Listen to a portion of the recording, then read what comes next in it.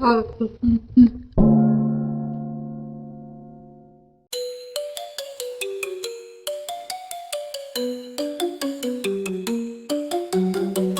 to the show. We hope you'll stick around. Mr. Sean is here to terrify and put you in the ground. We've got spooky, we've got scary, we've got horror still unseen. Chimera Miniatures is here to stay. We hope we make you scream.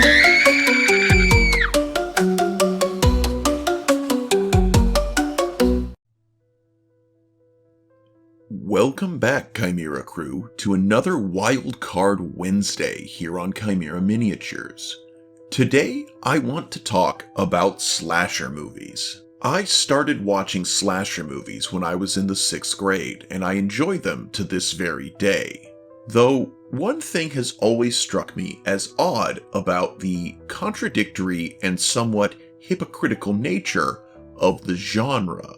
Because while clearly there was a moral lesson to be taught by the narrative and the actions of the victims, as a young man going through puberty with limited access to the internet, it was the #1 source for violence and boobs that I could readily access. Today, we're going to talk about that contradiction. Be sure to like, comment, and subscribe. And with that being said, let's begin. Slasher films of the 1980s and 1990s occupy an intriguing space in cinematic history, balancing moral lessons with excessive depictions of violence and nudity. These films are typically centered around a mysterious killer who targets a group of young, often reckless characters, leading to increasingly gruesome murders. While slasher films became infamous for their lurid, often exploitative content, they simultaneously operated within a framework of morality that, in a sense, reflected cultural anxieties and reinforced conservative values of the era. Slasher films often seem to follow an implicit moral code by punishing characters who engage in behavior deemed socially or morally questionable. This structure became so predictable that it evolved into a set of unofficial rules, which many films from this era adhered to. These rules can be traced back to some of the most influential slasher films like 1978's Halloween, 1980's Friday the 13th, and 1984's A Nightmare on Elm Street. These rules include that sexual promiscuity leads to death. Characters who engage in premarital sex are often the first to die. This could be seen as a reflection of the puritanical undercurrent in American culture, where those who break societal norms regarding sexuality are punished for their transgressions. In films like Friday the 13th, the young, sexually active counselors are brutally murdered, seemingly as punishment for neglecting their responsibilities and engaging in immoral behavior. That drinking and drug use lead to punishment. Characters who engage in substance abuse are also often targeted by the killer. In this context, the slasher film becomes a cautionary tale warning against the dangers of hedonistic or irresponsible behavior. The final girl trope. One of the most significant moral elements in these films is the final girl trope, popularized by Carol J. Clover in her book Men, Women, and Chainsaws. The final girl is typically a virginal, morally upright character who survives the killer's onslaught and, in many cases, defeats them. Her survival is often contrasted with the deaths of her more morally ambiguous friends, reinforcing a narrative that purity and vigilance are rewarded. In Halloween, Laurie Strode, played by Jamie Lee Curtis, survives precisely because she is cautious, sober, and does not engage in the behaviors that her friends indulge in, like sex, drugs, and partying. And moral judgment as audience catharsis. The clear delineation between good and bad characters provides the audience with a sense of satisfaction or catharsis.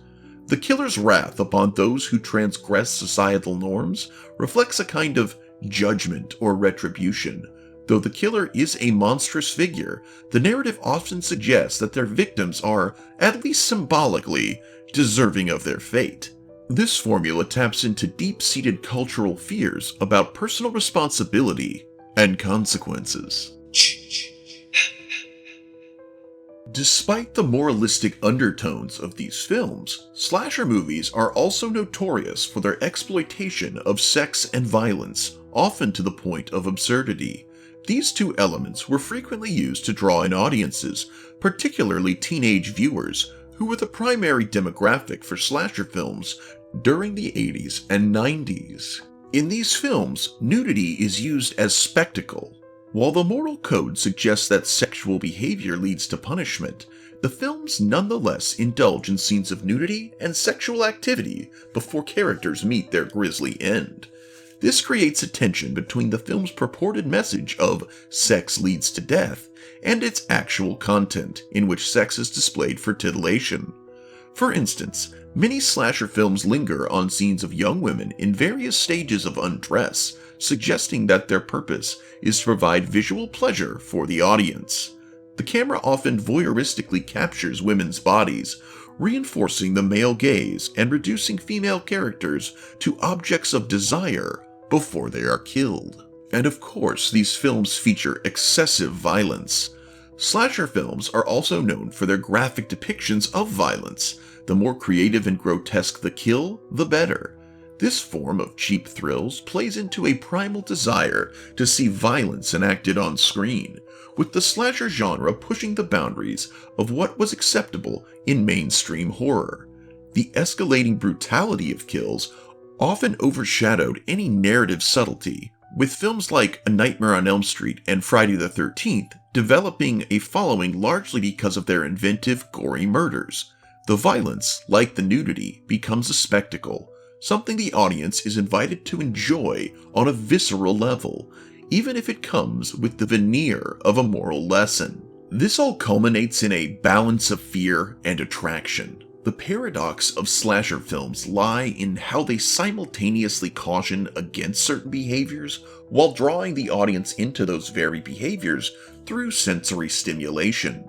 While the narrative warns characters against sexuality and reckless behaviors, the film's presentation of lingering shots on bodies and hyper-stylized death scenes invite the audience to indulge in voyeuristic pleasure.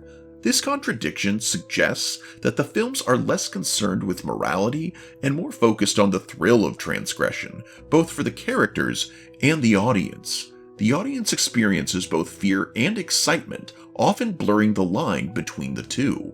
And of course, horror movies are no stranger to gender dynamics and objectification.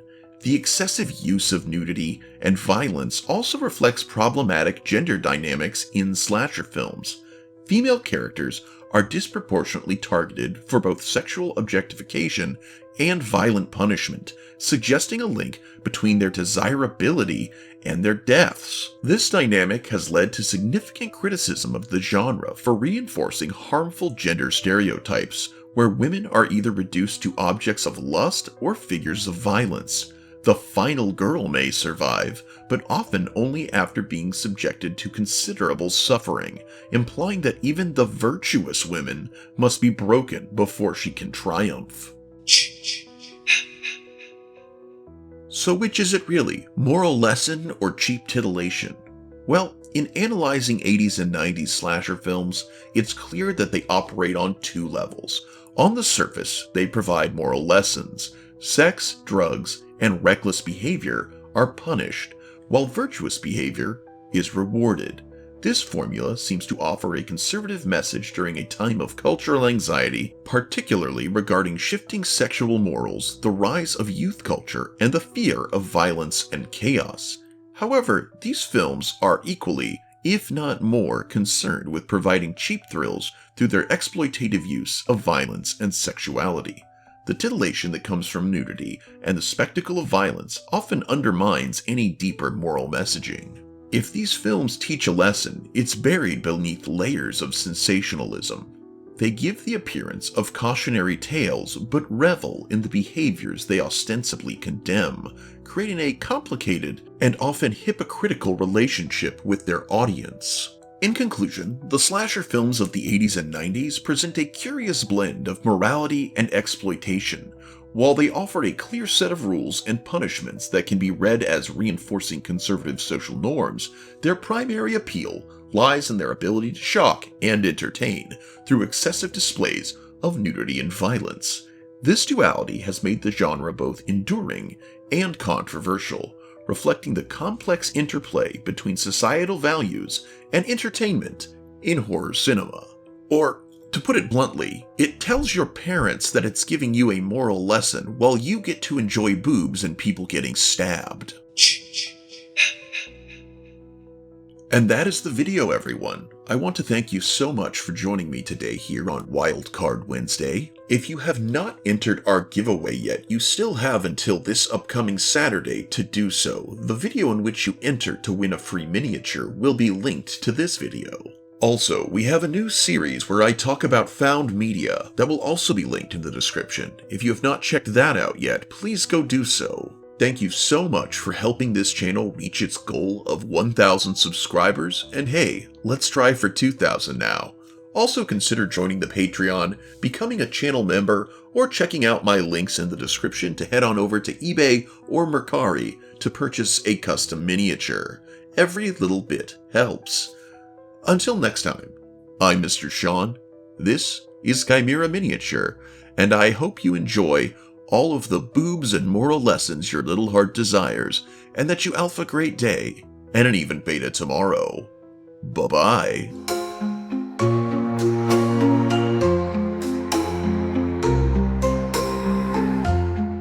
Now the show has reached its end, but fear it doesn't fade.